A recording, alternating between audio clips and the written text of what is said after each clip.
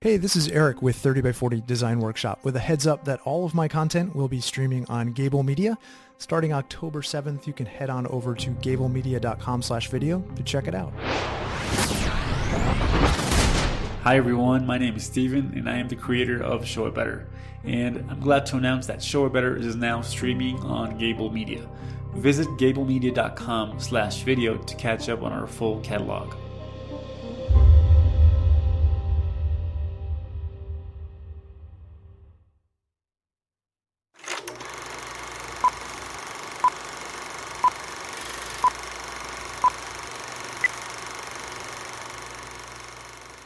I don't know if you know this.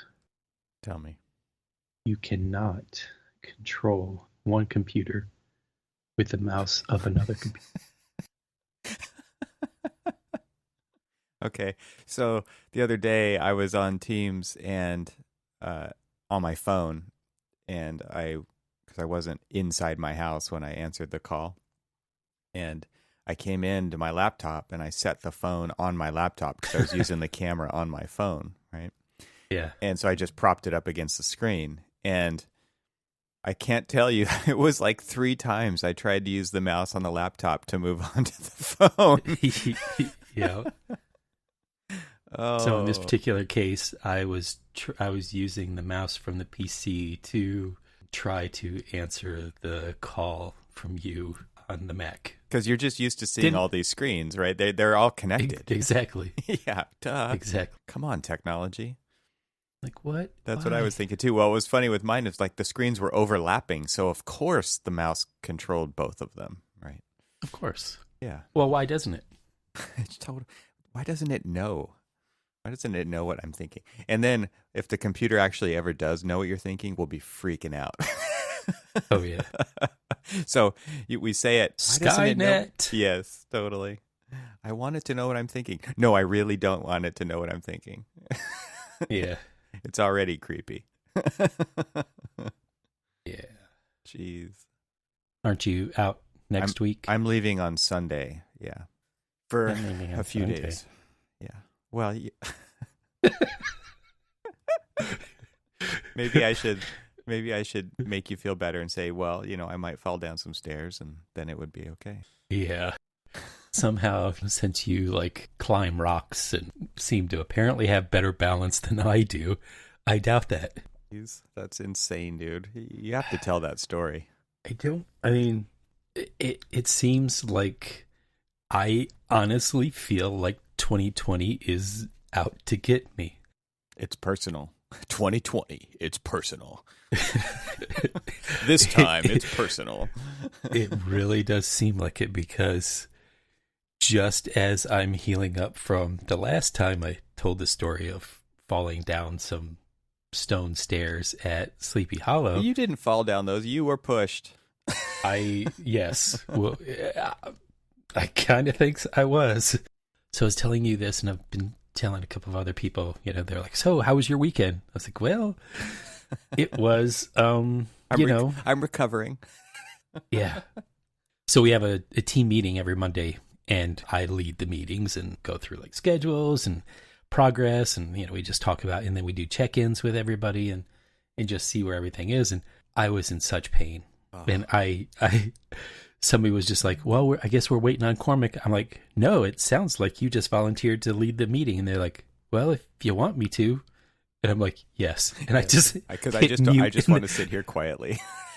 I hit mute, and I kind of just faded into the background, and then every once in a great while when it kind of slowed down, I would pipe in and say, hey, let's talk about this. But yeah, I was explaining to everybody that this past weekend went out for a drive, and we went to Antietam National Battlefield.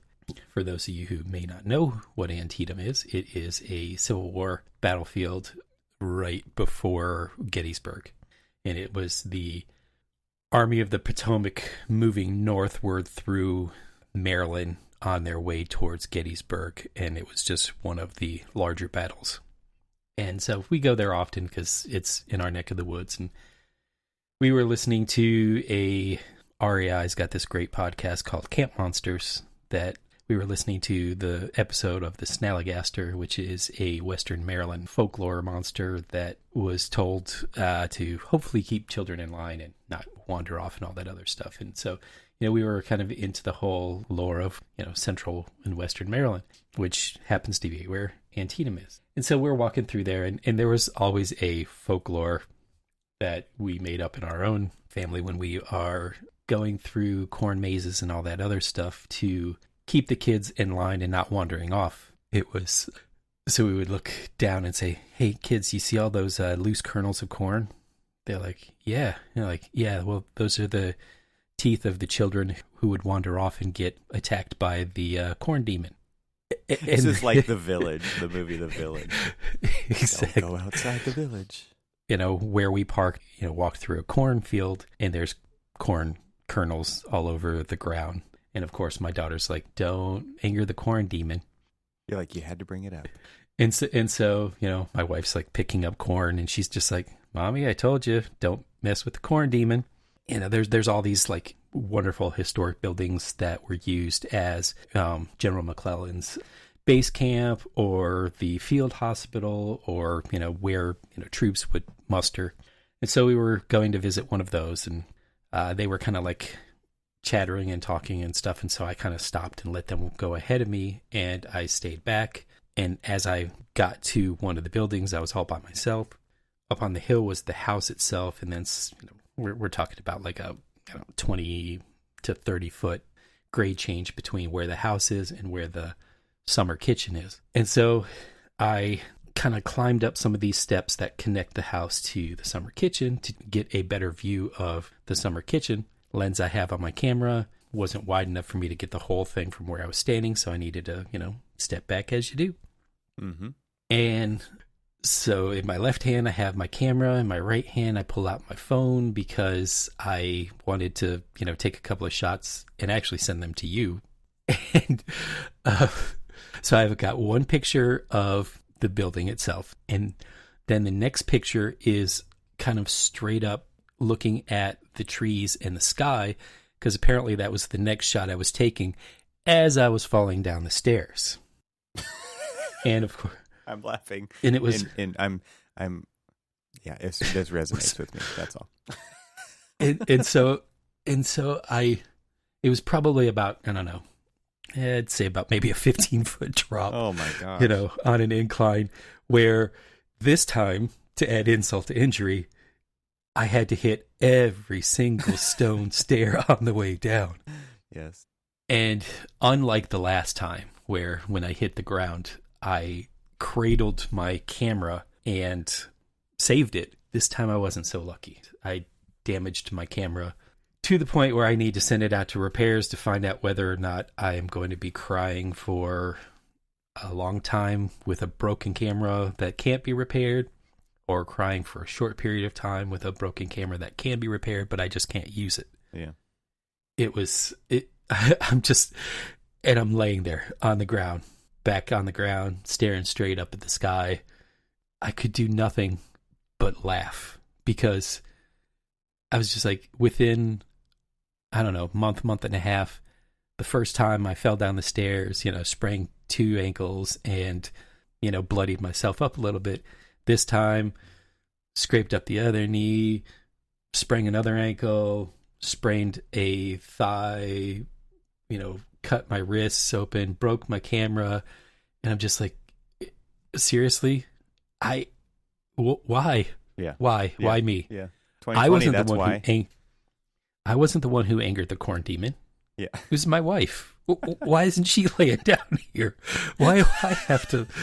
Why am I the one who suffers? Have been you? And so none of them were around. They had already kind of walked back to the visitor center, which, by the way, the Antietam Visitor Center is part of the Mission 66 effort for, national parks and these beautiful, mid-century modern buildings. Yep. And I'll share in the notes some of the photos that I did take before my camera decided that it wanted to be part of the casualty. Oh man, I love story time with Cormac. It's so good. And I'm in pain. and I'm hobbling back really, really slowly, and I'm holding 2 pieces of a camera, which should be 1 piece. Right. But I'm holding 2 pieces. They start coming down the hill. They're like, yeah, we were wondering where you went. And then they just look at me like, what the hell happened? Like, you...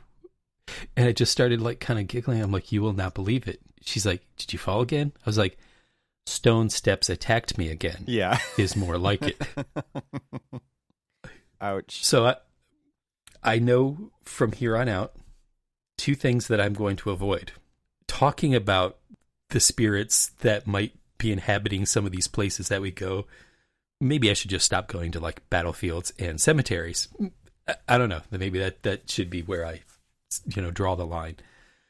But I'm never going to climb another set of stone stairs again. This is how the superstitions get started right here. Even if I fall down some stairs, they don't hurt as much as a stone stair does as I'm falling down this stair. So now you have a ranking of pain to material of stair ratio. Like you've got stone stairs at the top of the pain. Yeah. Jeez. That's kind of a funny metric to have carrying around with you. It's not a metric that I ever really wanted to carry around, but apparently now there's like levels of architectural pain. Yeah. There's the emotional pain of sometimes some projects, kind of like beat you down or whatever. Value engineering. Maybe some value engineering. Yes. And then there's the physical pain of apparently site visits and falling down. Well, the topic I wanted to talk about is another type of architectural pain, and it's not one that I think most people realize, and I know you have experience with this, so I wanted to run it by you, which is a simple little note, and this is just actually coming from my personal remodeling experience over the summer. I drew some plans up of what I wanted to do, and they're not that detailed, but basically I have in one space, we have this sauna, right, that you've heard about this before. I've talked about it. And it's big, right? It's like 6 feet by 7 feet, and you can stand up in it, and it's for a couple of people. And it's a panelized system, but you can only assemble and disassemble these things so many times before they just never go back together the right way again. Right. And so I was like, I am not taking this thing apart. It'll never go back together correctly if I do.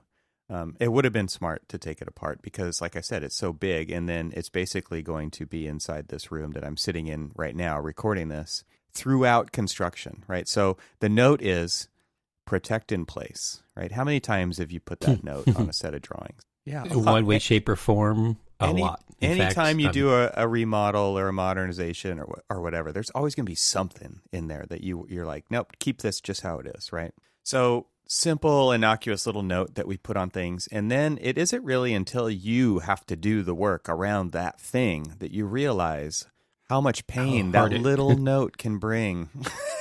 Mm-hmm. Yeah. And it's funny because I think back and I wonder how much overhead basically that needs to get, there's so much that has to be done to actually accomplish those 3 little words.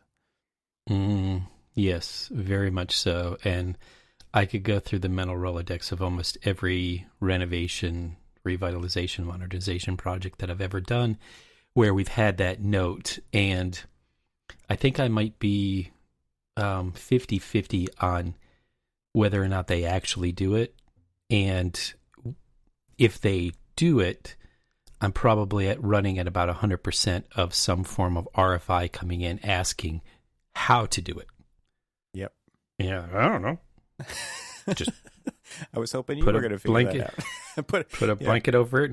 Wrap it in bubble wrap? Yeah.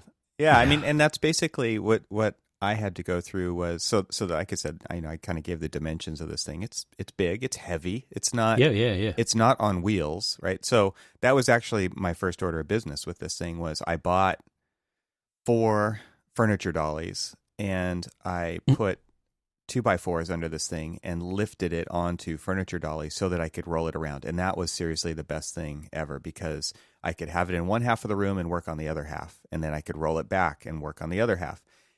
Any guesses how many times no, I didn't keep count. How many times did I roll this thing back and forth in this room? It's got to be 100 times as I worked around the space of rolling it back and forth.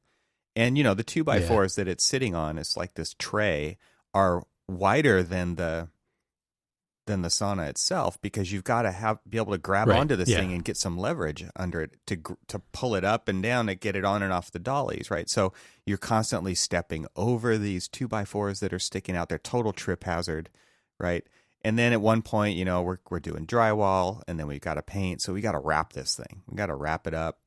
You know, there's so many, like, again, you just put this simple little note on this thing, and you don't think through the sequence. You don't think through the process of what needs to happen. You just put the note on there. And then, like you said, like, I thought you were going to figure that out. Yeah.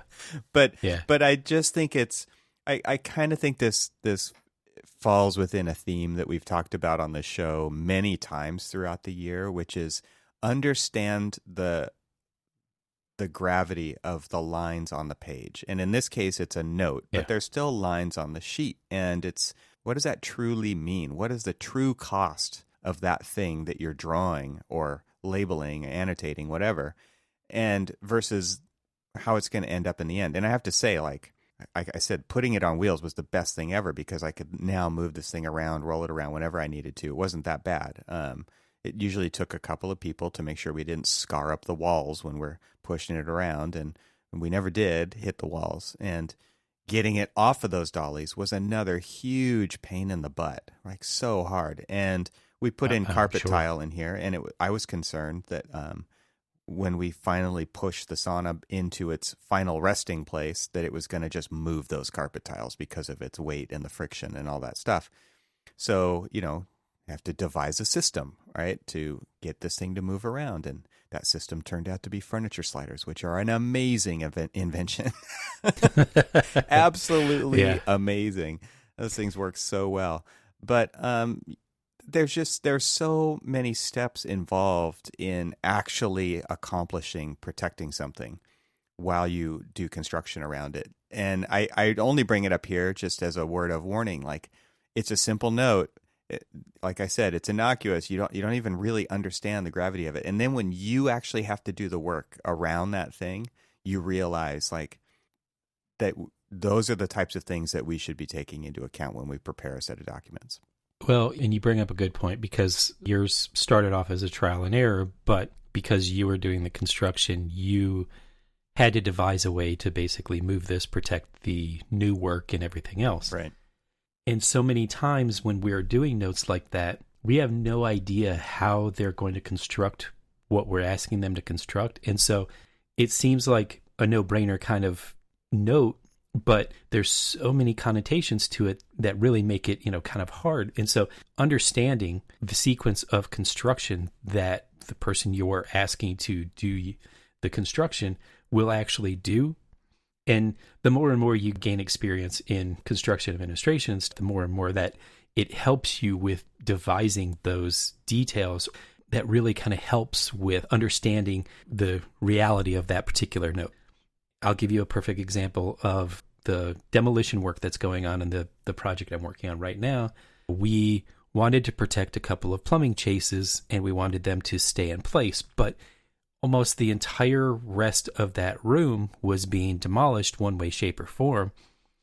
And it was easier for them to demolish that because, you know, they would have had to saw cut a couple of things, and there's a bunch of different things that they had challenges with. So they just went ahead and demoed it. Now, what that ended up doing, which was the intent of the note, was to protect the existing plumbing that was to remain.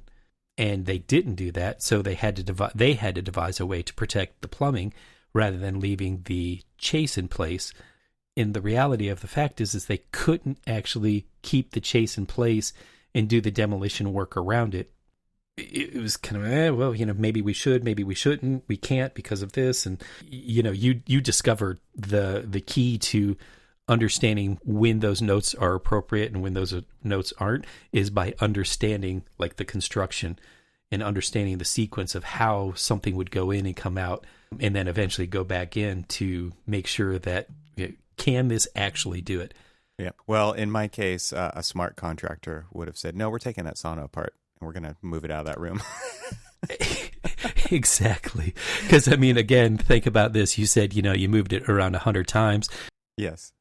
Moving step ladders around those, threading them through, building a ceiling, touching every surface around this thing. I can't tell you how many special operations we had to devise just to work around it that took way longer than they would have if it just wasn't in the room at all.